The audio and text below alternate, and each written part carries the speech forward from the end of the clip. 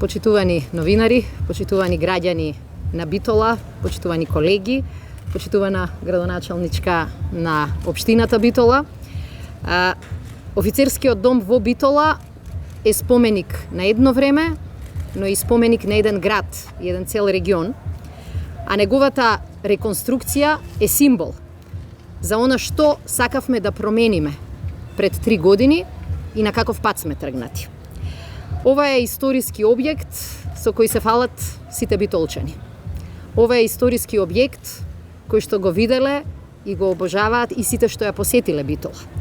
Ова е објект граден уште на почетокот на 20. век, кој поминал и издржал многу премрежија и многу децении. Во 2016 година тој беше оставен на забот на времето, целосно руиниран, со ниту еден денар наменет за негова обнова, реконструкција или опоравување. Во 2016 година токму овде, поранешната локална и централна власт се трудеа да и го зададат последниот удар на Битола и да го продадат за ситни пари и за ситни интереси. Меѓутоа тоа битолчани не го дозволија. И тоа е вистинскиот патриотизам за ова време. Да го сочуваш македонското културно наследство и да го оставиш реконструирано, реновирано за следните генерации, исто како тебе, да бидат горди на него. Ние во 2017 година кажавме не на таквите обиди да се растури и распарчи овој офицерски дом и да се даде во приватни раце само за приватни интереси. Меѓутоа, во изминативе години успеавме да обезбедиме и финансиски средства, и проекти, и поддршка од централната и локалната власт, за да ова веќе биде сосема поинаков символ за Битола. Затоа денеска офицерскиот дом во Битола можете и самите да се уверите веќе подолго време комплетно се реконструира и наесен битолчани ќе можат да влезат во својот дом на уметноста и културата. Во иста опасност како и офицерскиот дом беа оставени и сите образовни институции, па и општината, кои претходната власт ги остави во колапс со милионски долгови. Сите здравствени установи беа оставени во навистина очајна ситуација. Загадувањето беше високо и беше тема на која што беше забрането да се дискутира, а парите од рекордно највисоката цена на електрична енергија, најголемиот дел произведена токму во Битолскиот регион, наместо за развој на градот и за граѓаните, беа трошени за стиропор и споменици како дел од Скопје 2014 година. Руралните средини беа заборавени, а инфраструктурата запустена. Што моравме да направиме на самиот почеток? Да промениме приоритети и да ги промениме политиките. На самиот почеток моравме да ги деблокираме образовните институции и да и помогнеме на општината да се справи со огромните долгови. 10 училишта низ Битола беа со блокирани сметки.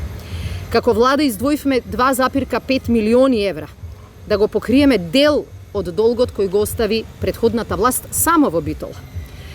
Во меѓувреме успеавме парите да ги насочиме таму каде што се најпотребни, не во стиропор, туку во вистинскиот живот и вистинските потреби на граѓаните.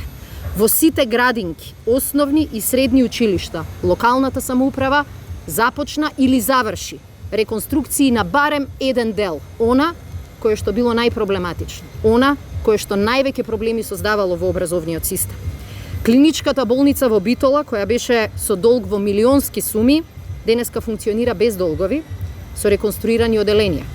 Здравствениот дом има реконструирана амбуланта и итна помош. На загадувањето, еден проблем кој не се решава преку ноќ, пристапивме систематски. Веќе наесен започнува вклучувањето на првите битолски фирми и фабрики и образовни институции потоа на гасоводот.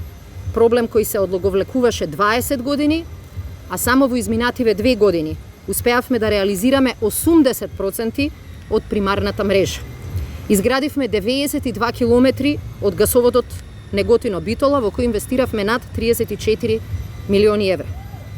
Во училиштата ги менуваме системите за грејење, издвоивме 2,5 милиони евра како влада за 2500 семејства во Битола да можат да го заменат грејењето со инвертори, клима инвертори, чија употреба сериозно ќе го намали дополнително загадувањето. Само во РЕК Битола инвестиравме 9 милиони евра за еколошка заштита во процесот на работење и цел од која што не отстапуваме е овој објект на крајот да ги исполни сите услови за еколошка интегрирана дозвола. Нашата цел беше парите на граѓаните да ги вбризгаме во економијата, но и во инфраструктурата. Затоа ја реконструиравме во целост обиколницата на Битола со вложени над 1.000.000 евра. Нашата цел не беше само да го забрзаме сообраќајот и да го олесниме животот, туку да не дозволуваме секое возило, товарно или патничко да влегува и да ја загадува центарот на Битола, туку патот да го скрати и загадувањето да го намали.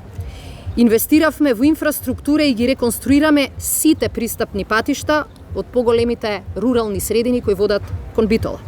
Демир Хисар Битола како еден од регионалните важни патишта, но и Новаци Битола, Драгош Битола, во теке реконструкцијата и подготовките на делот на стариот пат Прилепи Битола и тие можете да ги видите, но и подготовките за јавниот повик за Битола Меджитлија.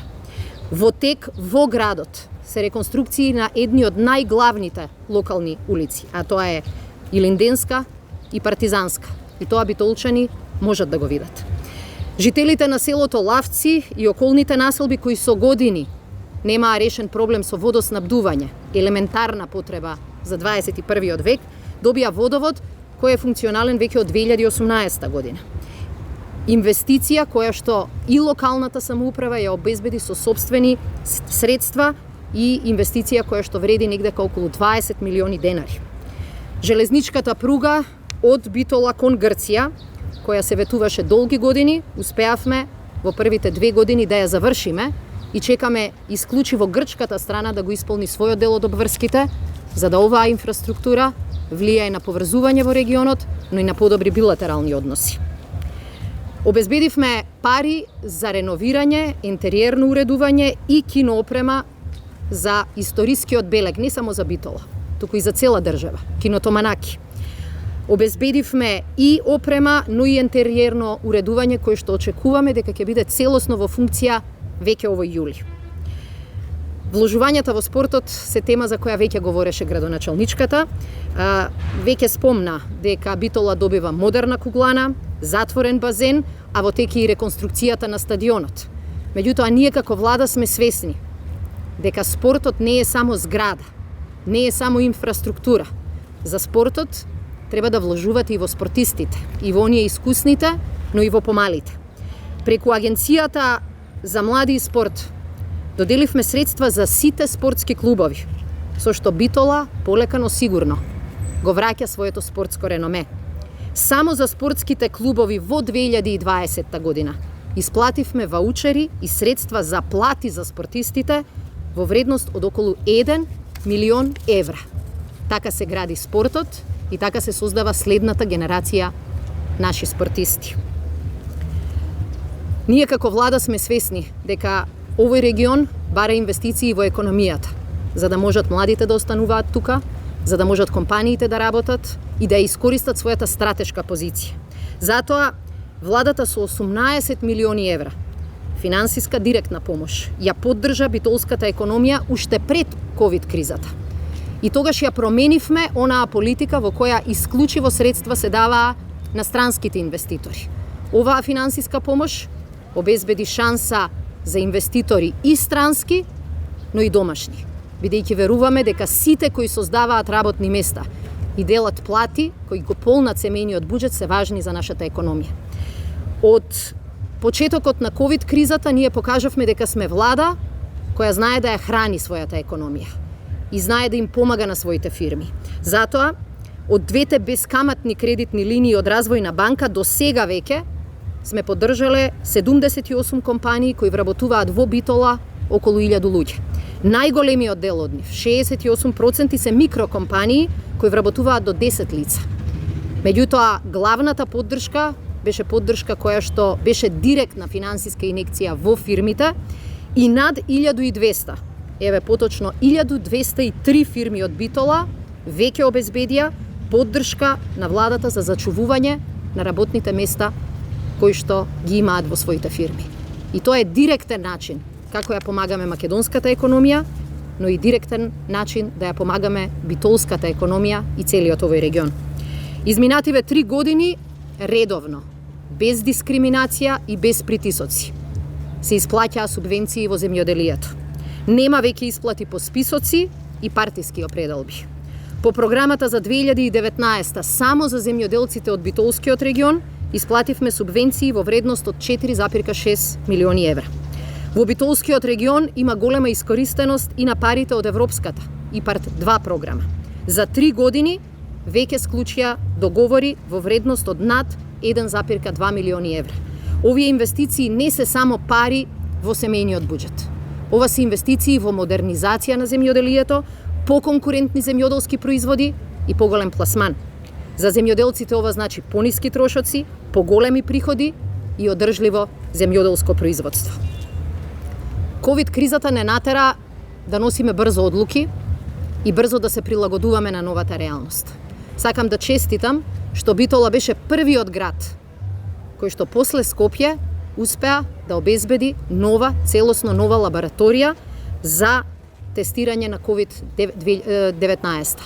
И тоа е лабораторија која што нема да има само локален капацитет, туку ќе има регионално значење. И сакам да честитам и на инвеститорите во Битола, но и пред се на општината кои што ја обезбедија оваа финансиска инекција и финансиска помош, повторно Битола да биде брза општина и брз град која ќе се прилагоди на новата реалност. Ние одлучивме вака да работиме. Да инвестираме во инфраструктура, во животна средина, во образование, во здравство, во работни места кои ќе носат повисоки плати. Тоа беше нашата одлука на ниво на држава, тоа беше наша одлука и во Битола. Но најважно од се, успеавме да ја тргнеме мрачната и срамна дамка, која што на Битола ја нанесе минатата власт. Го исчистивме криминалот, кој беше доминантен во државните и локалните институции. 3 години или не цели 3 години не се доволни да се решат сите проблеми. Не се доволни да се исчисти сето ѓубре и проблеми кои што ги наследија и локалната па и државната власт. Меѓутоа ги поставивме темелите. И како што денеска овде пред офицерскиот дом можете да видите, веќе се гледаат резултатите од таа работа. Битола го враќа и символот, но и дигнитетот по кој е препознаена. Ви благодарам. Почитувани присутни, за само 2 години и 7 месеци досега оваа власт изврши градежни активности и ги исплати средствата по истите во висина од над 6 милиони евра. Во моментов во Битола имаме градежни активности по низа инфраструктурни проекти во висина од 4,3 милиони евра. На повидок во висина од 2,3 милиони евра ни се градежни активности кои што следуваат. Некои од нив се предвоветна работа, некои од нив се пред подпишување на договори. Разликата помеѓу нас и претходните е суштинска. Ние не само што градиме, ние исплаќаме. Токму затоа во оваа прилика сакам да посочам дека оваа локална самоуправа со поддршка и на централната власт само по низа на извршни решенија, на долгови кон училиштата, на инфраструктурни проекти кои што тие ги тераа, но други ги плаќаа, исплативме 5,7 милиони евра. Очито е дека многу поинако работиме и многу по-различно работиме. Не случајно се наоѓаме денес токму пред овој објект. Објектот кој што тие сакаат да го продаваат, но ние го градиме и го обновуваме. Токму затоа сакам да им кажам дека најмалку во Битола можат да зборуваат за обнова. Затоа што оваа локална и централна власт тоа веќе во големи размери го работат во Битола. Овој објект е типичен доказ за сето тоа. Не само што вративме нивни долгови, го подобривме животот на граѓаните во сите сфери, во образовните институции. Например, само во моментов имаме градежни активности за спортски објекти во училиштата од 127.000 евра. Во градинките сликата е целосно променета. 670.000 евра се само досега вложени. ја подобривме состојбата во пожарната, ја подобривме состојбата во делот на услуги кај јавните претпријатија, меѓутоа и нивната механизација. Но во оваа прилика сакам да му порачам особено на Мицковски, кога ќе дојде во Битола да не зборува за спортот, затоа што како се работи во спортот, како се поддржува спортот, токму оваа локална самоуправа, токму власта на СДСМ и на централно ниво покажа како треба да се делува. Само во моментов во општина Битола можеме да кажеме дека се работи со средства од 5 милиони евра по низа основи на поддршка на спортот во Битола. Се гради базен, се обновува кугланата, се работи стадионот, се работат инфраструктурни зафати од делот на спортот во училиштата. Ова ништо немаше да биде вака како што изгледа, ако не работеше домакински локалната власт, меѓутоа ако немаше така добра поддршка и од централната власт, но секако и од подадената рака на нашите пријатели од Европа. Покажавме дека можеме да функционираме многу поефективно во интерес на граѓаните. Во таа насока секако дека и ќе продолжиме.